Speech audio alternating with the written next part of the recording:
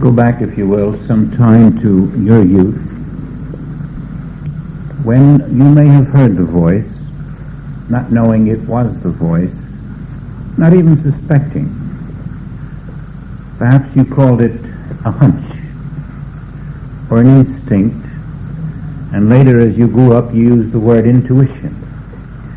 You said, I feel a certain way, and I feel confident, and this is what I'm going to do. And nothing could sway you. One way or another, you were in communication, perhaps, with the voice, and yet it wasn't clearly defined. And then perhaps one day you actually heard the voice, and without these preparations, without those moments of pure, undiluted intuition, you would have been frightened. You might have said, I'm hearing sounds within myself. I better see a psychiatrist. Or maybe I'm becoming double-minded. Maybe that accident had an effect upon me. Always, the voice has surprised those who receive it. And yet there are times when the preparation for the voice is so complete that it comes to you as if you were old friends. The importance of the voice is that once having been assured from within, directly, not by a person outside, not by a situation, but by the actual voice, and having found that voice to be true, dependable, in fact sometimes so powerful that it sweeps aside all that appeared to be opposition. Having undergone the experience one time or another, to you, God is no longer a word in a book or something you pray to out there and up there. There is a new relationship established. And from this confidence that comes when the voice directs you, you are prepared to be fed by the infinite in such a way that from within you build out of your own substance, your own fabric, a new life. Greater am I in the midst of you than in the world. And this word greater begins to open up. Greater in every way. Greater intelligence, greater power, greater health, greater abundance, greater faculties, greater harmony, greater peace.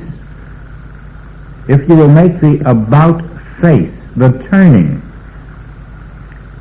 which the Bible calls the repenting, and begin to live from this I which does speak. Now there was a man in the wilderness. Life was pretty harsh to him at this particular moment. Everything he tried seemed to fail. He even wanted to die. He had seen his beloved nation turning away to a golden calf. He had seen Judea turn to worship Baal. And in the wilderness he prayed to God and said, let me die. What have I to live for? Jezebel has my countrymen. She has married the king. She has turned him. I don't even have a student. Not one person who can carry on the word. I have failed.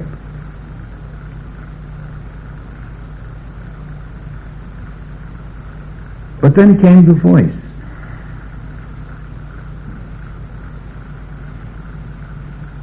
And for Elijah, everything changed.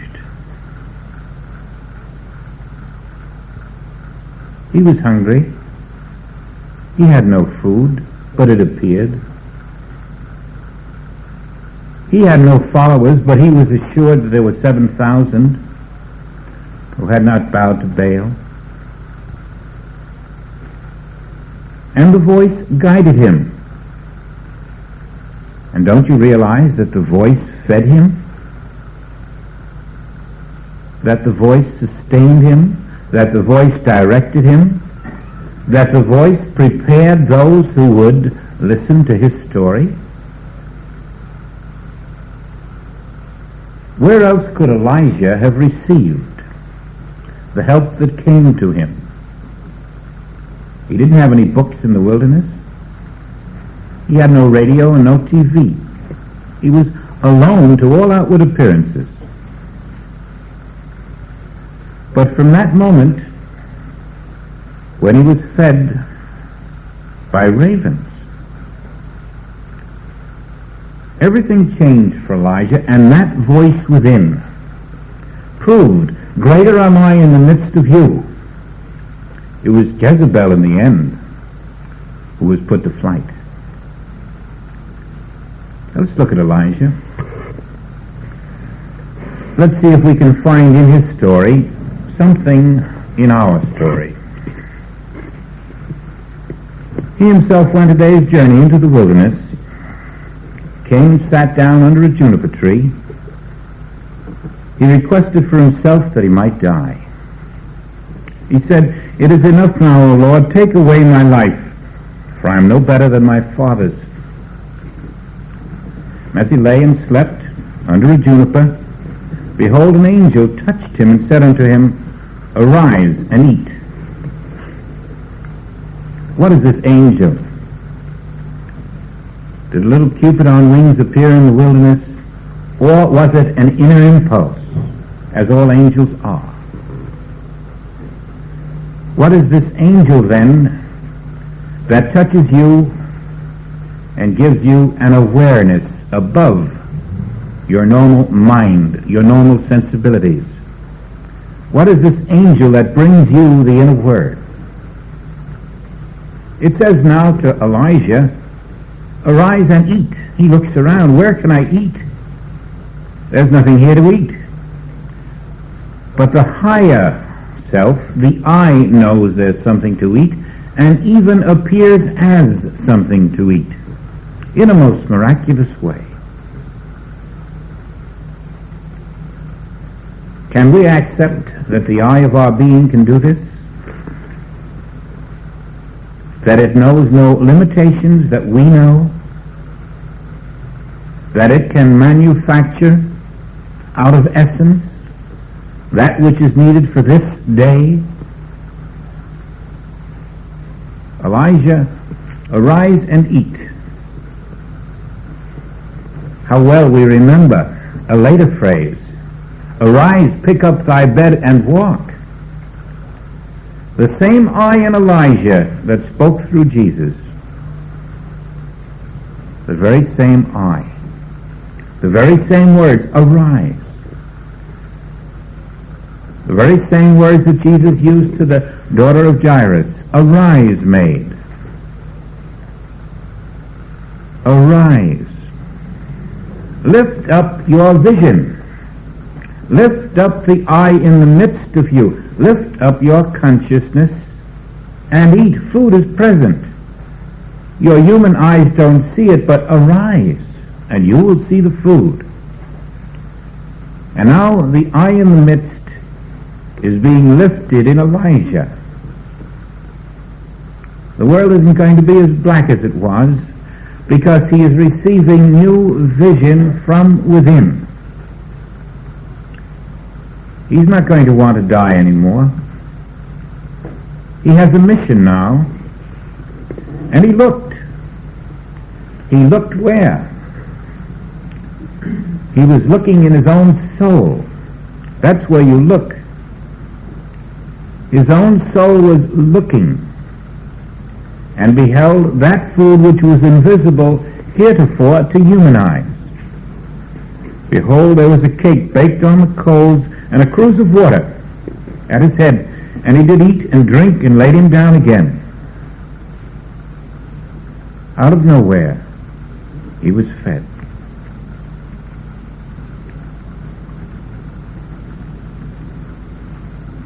It won't come the same way to everyone, but it does come.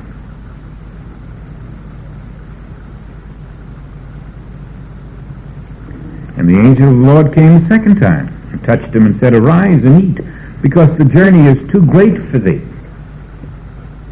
And he arose and did eat and drink, and went in the strength of that meat 40 days and 40 nights unto Horeb, the mount of God. Just like Jesus later, 40 days. Just like Moses, 40 years. In other words, in this eye, living in inner communion, he was lifted to the Christ consciousness. I in the midst of thee, raised up, will lift all men unto me. And now he was on Mount Horeb, the mountain of high consciousness. Now things were different. Now he beheld a new heaven and a new earth. There was a transformation of consciousness. I, in the midst of him, made all things new. He came hither unto a cave, and lodged there, and behold, the word of the Lord came, said unto him, What doest thou here, Elijah? And he said, I've been very jealous for the Lord, God of hosts, for the children of Israel have forsaken thy covenant. They have thrown down thine altars. They have slain thy prophets with a sword. And I, even I only, am left, and they seek my life. No, take it away.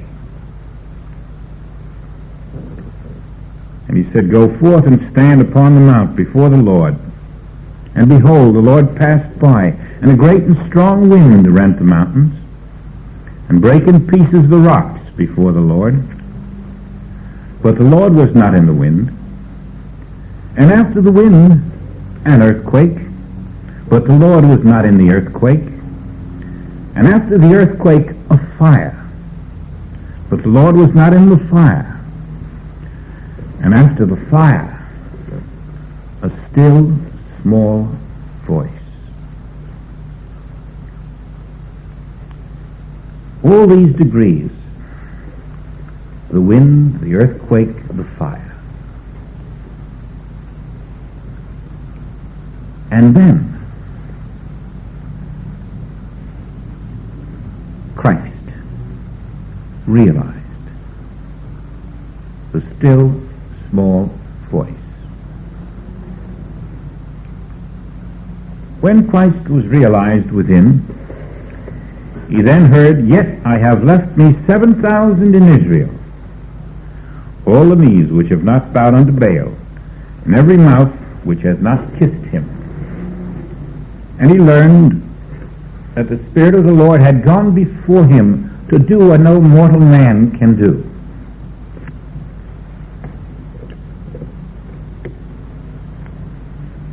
So with each of us, it matters not what the picture is this moment. It mattered not what the picture was that moment to Elijah. It mattered not what was presented to the man called Jesus. Never was the picture true. Always the inner self was present, perfect, functioning. Always God is.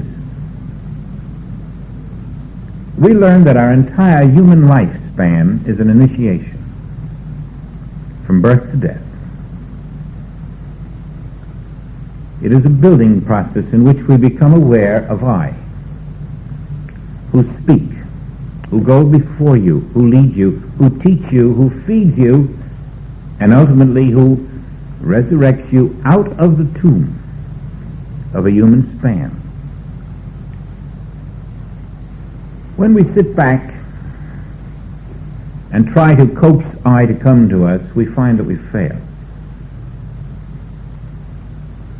It is necessary to prepare for I to speak.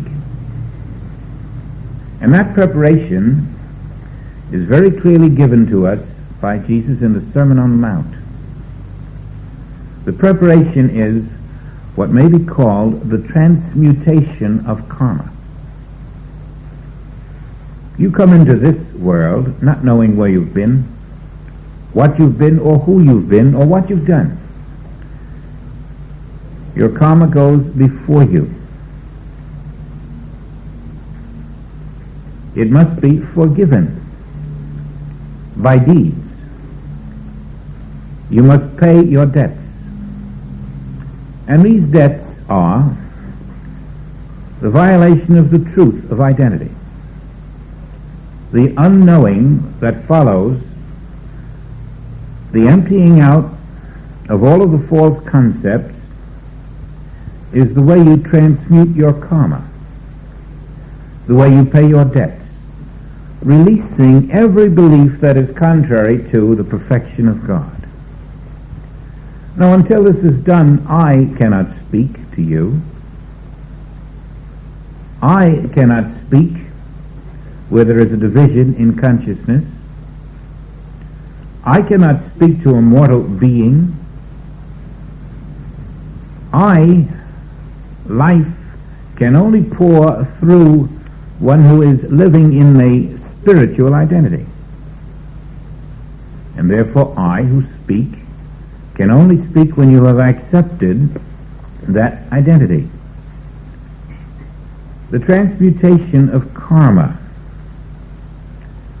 is the way in which you forgive all others as you are to be forgiven of their violations of truth. But now we're coming to a place where I must be seen in a much broader aspect than the human self who sits here and says, I'm going to wait for that voice to speak to me. These are not the proper conditions for receptivity to the voice. I'm going to suggest to you several things you shall do successfully in order to make the voice a habitation where it feels the invitation of your soul.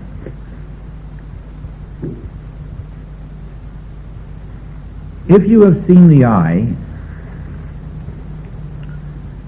in your friend, in your loved one, in yourself, you will need no instruction on how to go further, because that I will take you all the distance.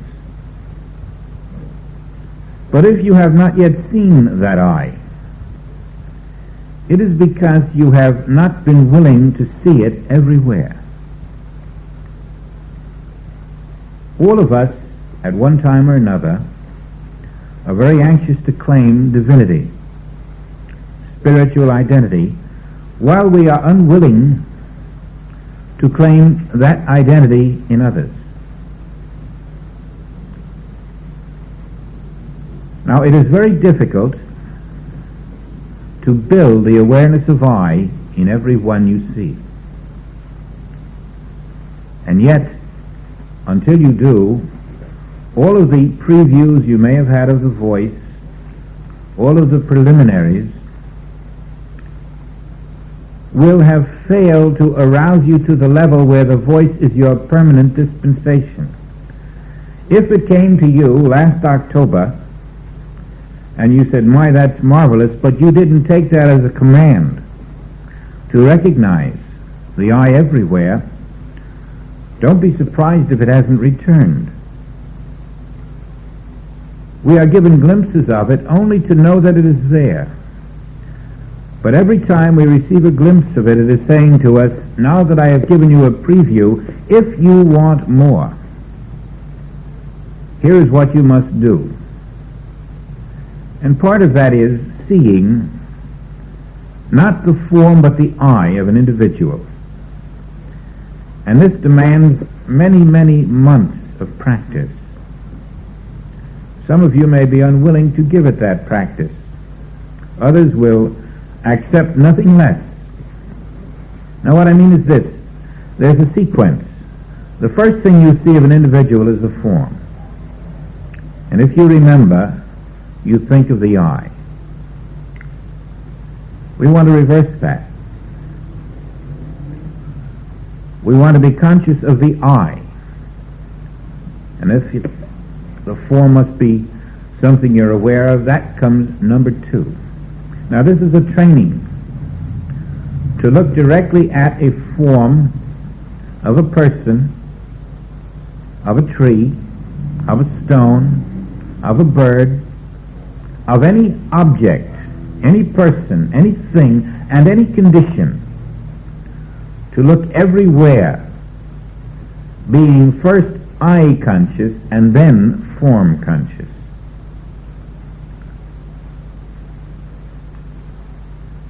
You'll miss the first 10 times, 20 times, 30 times, and each time you miss, you must remember to correct it.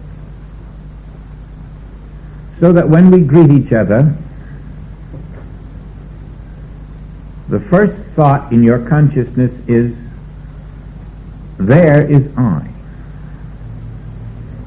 And then you become conscious of the form.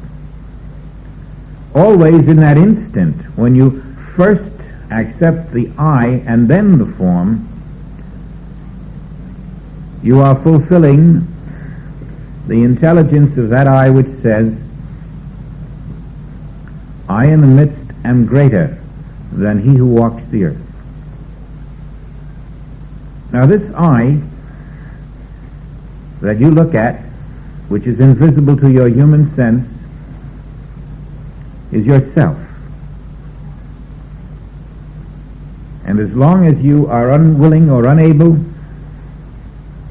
to make the constant effort to recognize this I, which is yourself, in every form, you are not preparing for I who speak.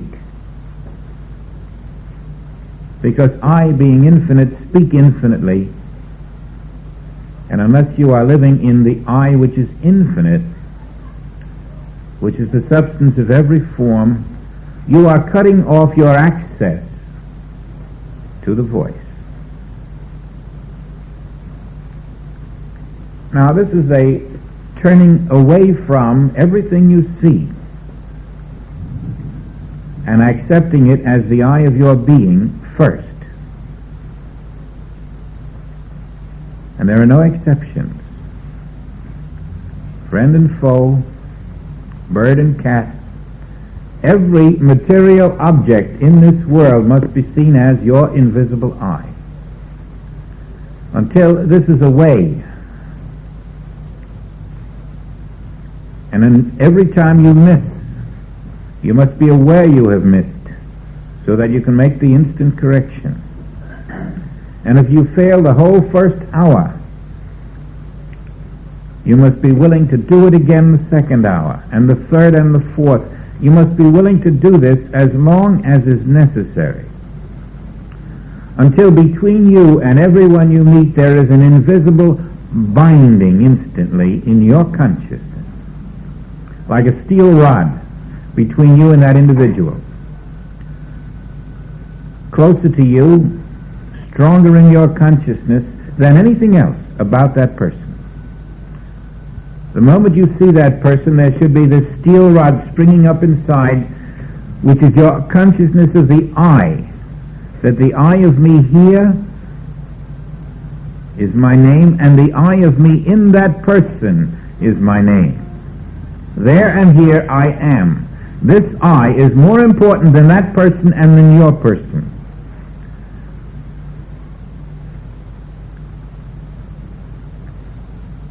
When you have established that, you will know that the I of you is where the person is and where the form of you is. This constant practice builds your consciousness that the I of you is infinite. It centers your complete attention on this I.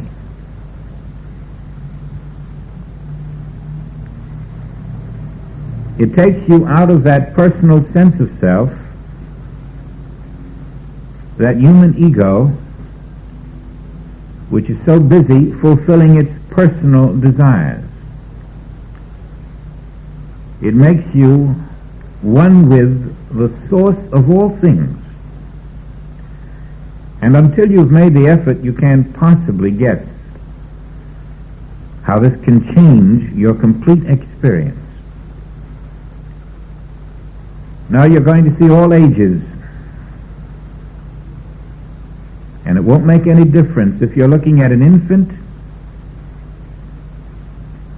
or an adolescent or a middle-aged person or an older person. The truth is always the same. Instantly, I there and I here are one and the same, without separation. And then, as you begin to be aware of this, as you begin to feel this, you'll find your relationships are changing. And the I which you are acknowledging in the midst of you and the other individual as yourself, it will begin to guide you, to regulate and adjust all of your commerce with that individual. Whatever is involved with that individual will become guided under the law of I.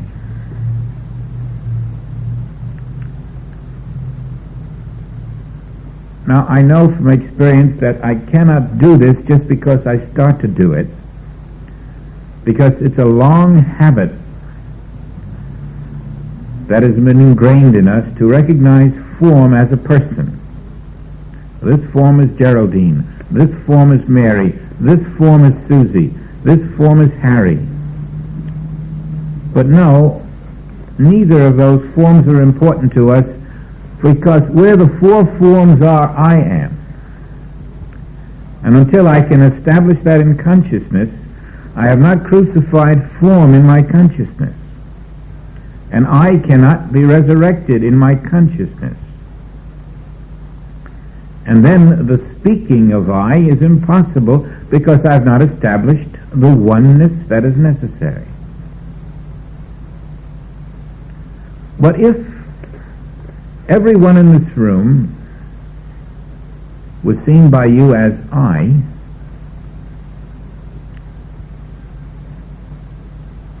or even two, then you would have two or more, and I would be in the midst of them.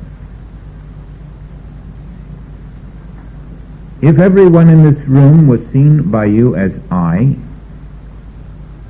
you could rest with the knowledge that the law of divinity would regulate your activity with every person here. Every form would come under the law of I, because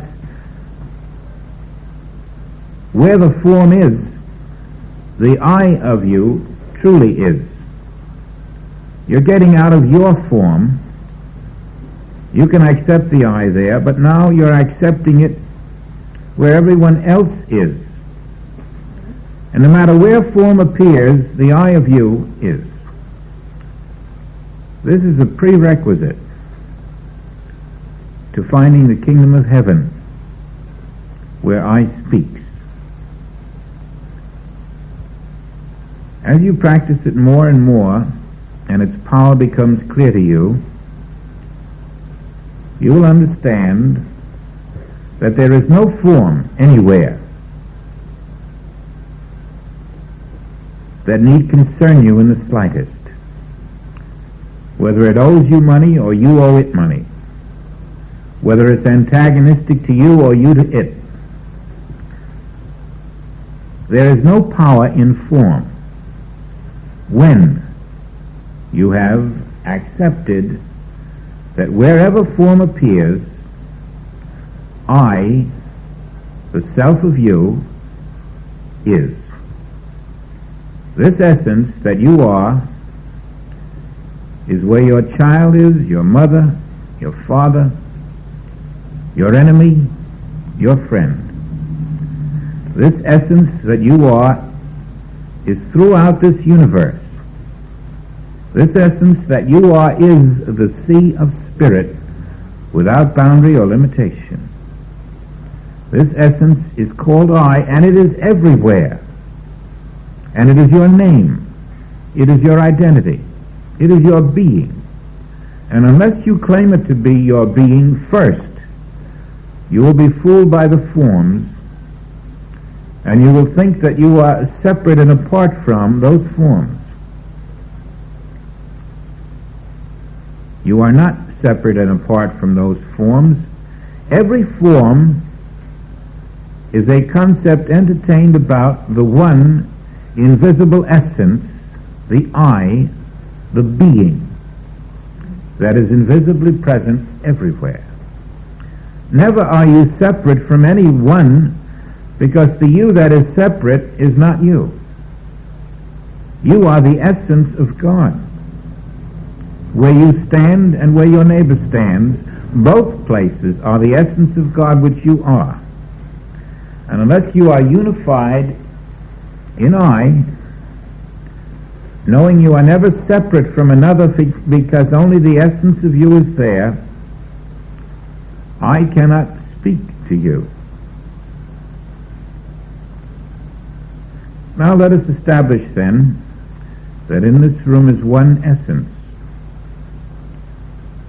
We're not concerned about our forms for the moment. I am that substance which is I, which exists throughout what we call inner space and outer space, time, place, condition. All these things are in I. Now let's go to the well of Samaria. Here's a woman pumping and pumping and pumping. But I am there. She doesn't recognize I. All she knows is she's got to get water out of that well, but I am there. The I of you is right where this woman is pumping. She doesn't know it.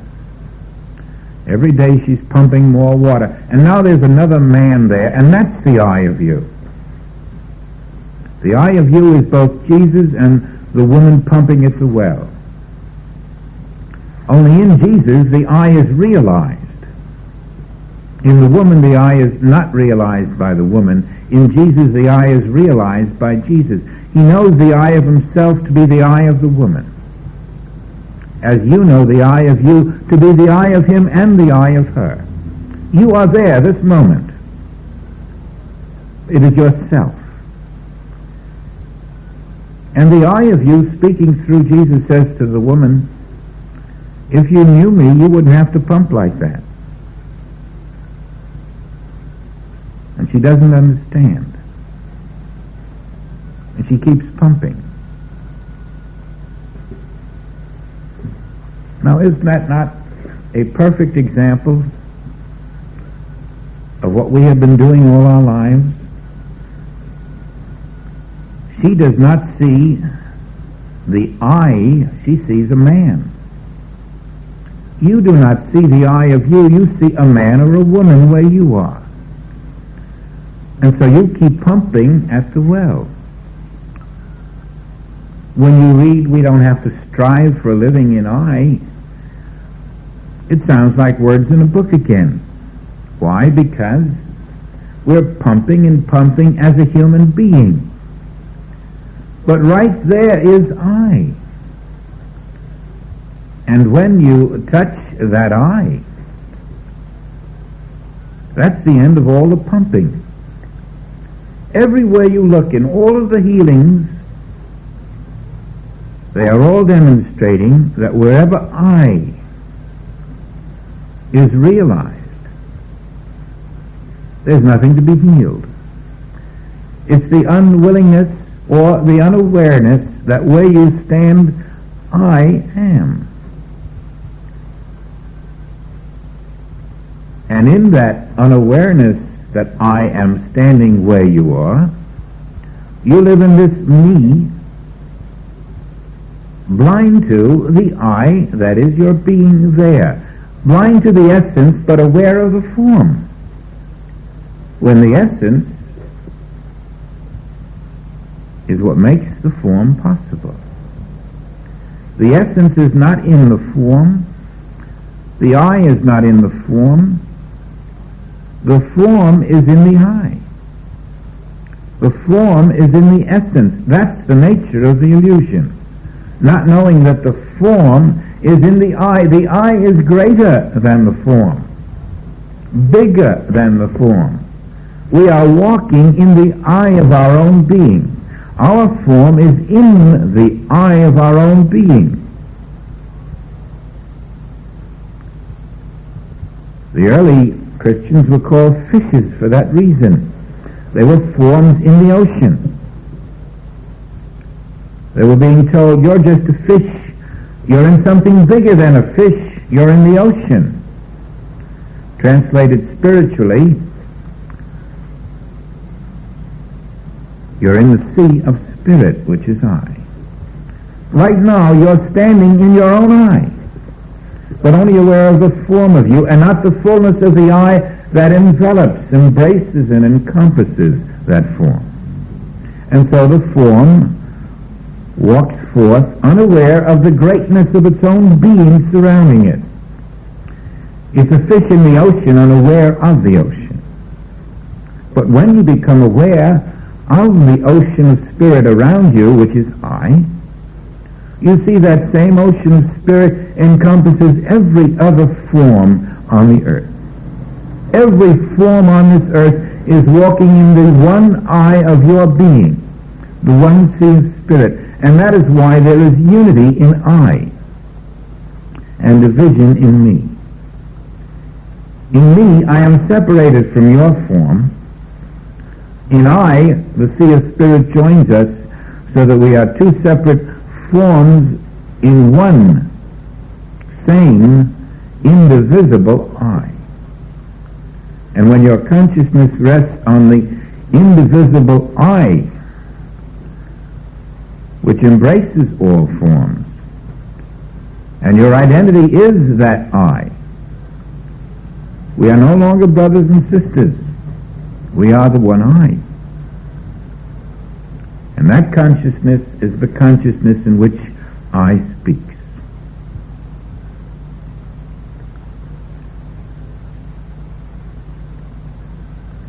Now the power of I, when it speaks, is such that there is no power on the earth to oppose it. It makes no difference what the nature of the problem is, how critical, how impossible, how beyond all mortal knowledge, how beyond every X-ray chart. When I speak, the earth melts. All through the Bible, practically every book of the Bible has a reference or more to I. Ezekiel, Daniel, Leviticus, Exodus, Deuteronomy, just go through them and everywhere you find these subtle allusions to the voice and the power of the voice. Job 3,000 years ago heard the voice. And often it's referred to as the thunder of his voice, and mistaken to mean that God is wrathful or angry at the world when they're talking about that inner thunder, the thunder of the silence within, the thunder of that voice within which breaks every shackle, which opens eyes, which opens ears, which straightens bones. In other words, the inner voice is the power. the omnipotence of God made audible in the soundless sound. The inner voice speaks with tongues. When it speaks, everything must manifest in accordance with its voice. This must become real to us. Now, if you've had the experience of the voice, you know that you can depend upon it. You can follow it blindfolded. It goes before you. It really does prepare a table in the wilderness. It really does take you through new mansions. And everything you do to make possible your receptivity to the voice is helping your own eventual realization of heaven on earth. I hesitate to talk about what the voice says. Tell no man, we're told. Even we are told never to use the phrases that come so sacredly, except if we're teaching.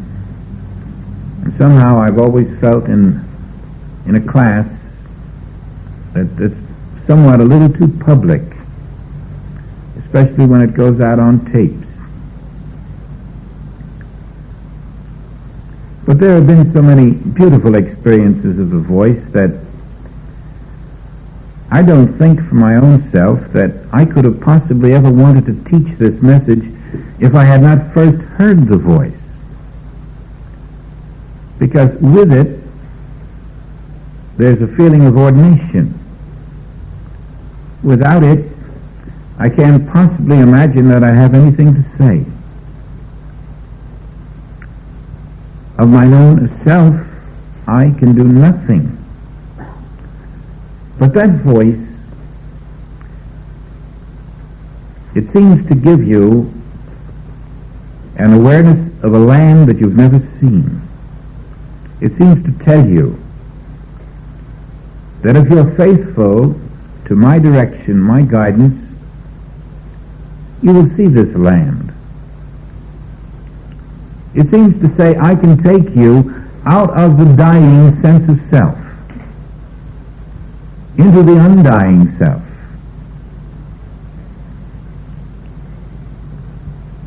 It seems to contain within itself the fulfillment of everything in the Bible that we have called a promise. When it says, I am the way. Now there's nobody who can make that voice come. There's nothing you can do to make it come and say, now I'm ready. Even Samuel, when he said, speak, Lord, thy servant heareth, wasn't making the voice come. He was merely indicating that he had prepared faithfully to receive it. Paul didn't make the voice come, but it spoke to him when he was blinded at Damascus, told him where to go, to Ananias to be healed. And he went and he was healed.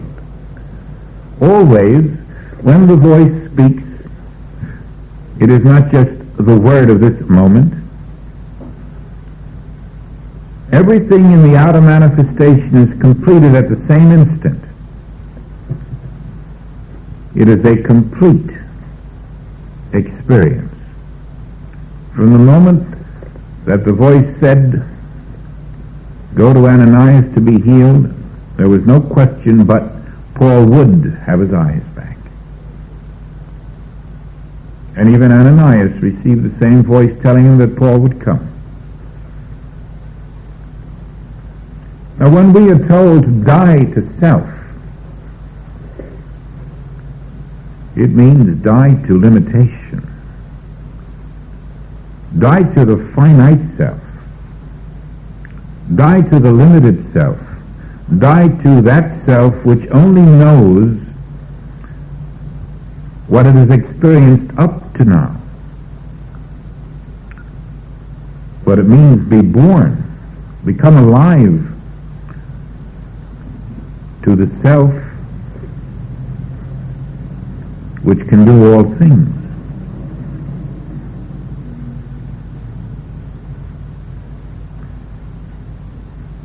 You may have thought that you were seeking God,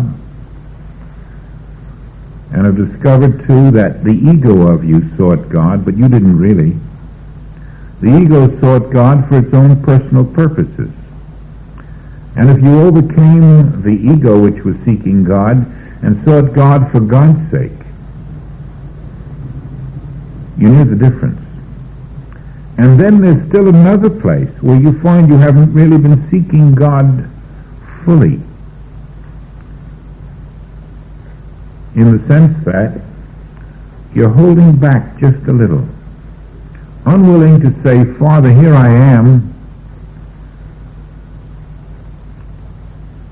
turning myself over to you completely, so that there's nothing left here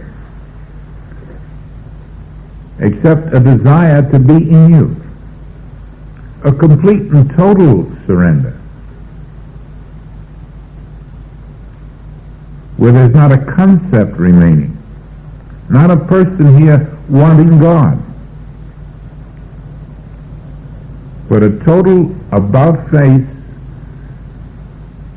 in which you completely give yourself to I.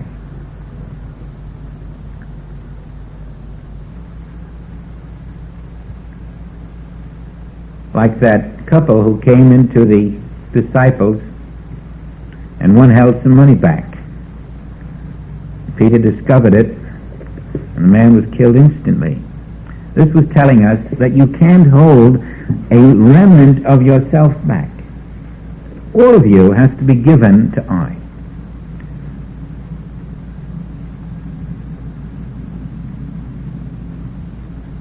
There are critical emergencies when you forget yourself completely, and that's when I seems to make itself known to some of us. This crisis comes up and you're spellbound. But I takes over. Many persons who have never had the I experience have had it in moments like that. They're taken right out of their human selfhood. They're scared out of their wits. They're numbed, paralyzed. And in that moment when they are, I seems to come. A glimpse.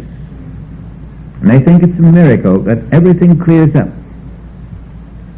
It isn't a miracle at all. I simply reveals itself. Now when you come out of the dying self, the mortal self, and accept I here and I there as I, you can see why there are subtleties in the Bible that cannot begin to be understood until you know that I here and I there is your name. For instance, you see that Jesus was demonstrating I here and I there. He was demonstrating the nature of that infinite I. Here's Jesus over here as a form. Here are the starving multitudes as forms, but it's all in the I. And here's the fulfillment of their hunger out of nowhere, but really coming out of the I. That I wasn't inside the form of Jesus alone. He was demonstrating that that I is elsewhere beside in his form. The I of Jesus was not located in his form. It was everywhere that manna was appearing out of the sky. That I was out of the limitation of the dying Jesus, of the mortal Jesus, of the form Jesus. He was demonstrating that the I of his being was not bounded by the form. You must learn that. You must learn that the I of your being is not bounded by your form. And that's why you must learn to recognize the I of your being in every object that you see. even silly little things, a piece of string, everything that you see, you must register as being possible only because there is an eye of you that is there. Now don't make the mistake of thinking that string is the eye of you, or that person is the eye of you, or that dog is the eye of you. They are not. I have had the eye of me tell me very forcibly they are not. I is never anything but I. I is never the person. I is never the object or the condition. I is always I. That's your name. You're never anything but I. You're never the form. I isn't being your form. I is being I, and you are that I, and not the form. Don't make the mistake of saying I is the substance of this physical form. It isn't. I is your name. And don't hold on to the form like those two who came into the disciples and held a little money back. Let go of the form. Once you are willing to accept the I, accept it as 100% of you.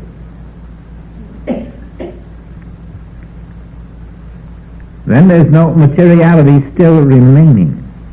You're not holding out a little.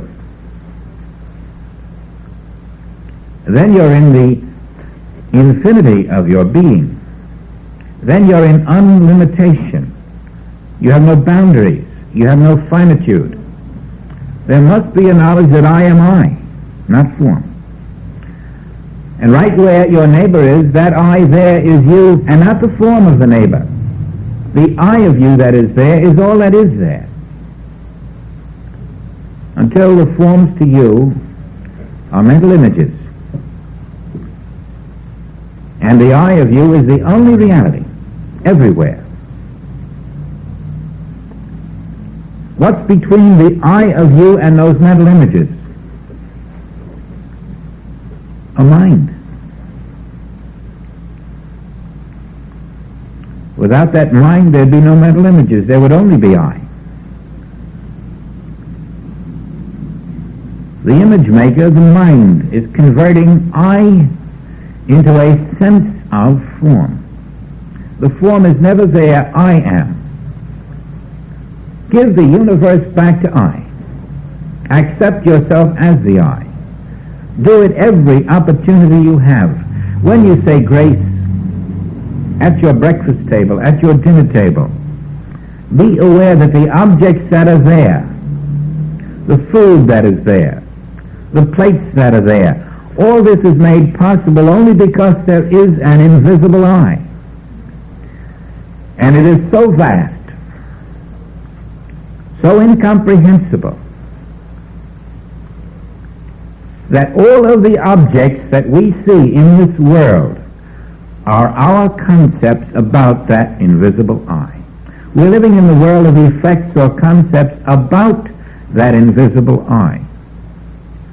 And we are learning to accept the invisible source which makes these objects possible in the visible world. When you live in that invisible source and claim it to be your name, everywhere, your being, these objects in the visible take on the qualities of I. Never do they become I, but they take on the qualities of I. They come closer to the divine. That grapefruit, that orange, that peach, you must know that this could never be on the earth if there were not an invisible I, the I of you. And then through processes, through world mind and individual mind, we have trees, leaves, blossoms, fruit. I is the invisible reality, and all the rest becomes concept about the infinitude of I. But when you're living in the I, you are in the source, governed by the source, and your life shows forth the perfection of the source. You are in the substance. You're not living in effect.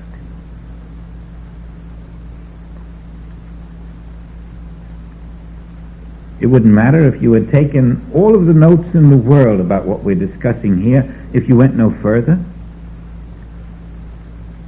It must be your living consciousness that I of you is all there is in this universe, and it is everywhere, and that means you are everywhere as that I. You are behind everything that appears. I and the Father, one. The Father is behind it all. Father and I are one. I am behind it all. And that's where you rest, in that knowledge. And then the voice does speak. And it does thunder.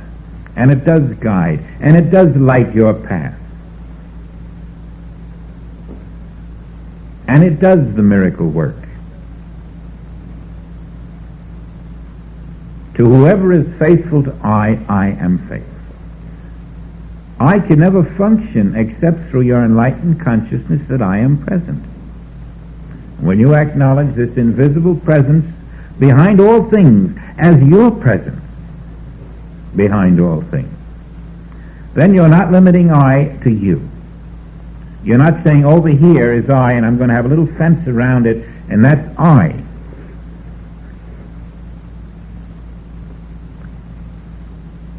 Now this should be practiced until it's daily consciousness. Grace becomes a different way of saying grace. It also becomes a way of reminding yourself that this object that I'm about to eat isn't I. I'm not about to eat myself. But this object is a group of qualities held together in mind. And that mind is forming a concept or group of concepts about I. And over there's another object. And that is held together in mind because it is a group of concepts about I. Always, everything is a group of concepts about I. That's how miraculous I am. And up and down every street and every highway, there's no empty space. There's always invisible I. There would be no buildings if there were no invisible I. There would be no streets. There would be no pipes under the streets. There would be no electricity, no lights. All of these are our concepts about the qualities of I. And when we graduate from the concepts, we will find higher concepts. That's why we have improvements. And ultimately, we go beyond the concept to the I itself, which is its own sun, its own light, its own time, its own space. And no more do we have concepts about it. We're coming out of the dying self, out of the time-space limited concept of self, out of the form self, out of the dying form self. That is the importance of the message of Christ. It takes you out of the dying form. It crucifies the concept and resurrects us into the reality. I can never leave you. I am an infinite voice. When you surrender to the voice, it is not just a little glimmering inside you. You are swallowed up by the infinite. You rest in the infinite voice. And that infinite voice is the universal consciousness of God.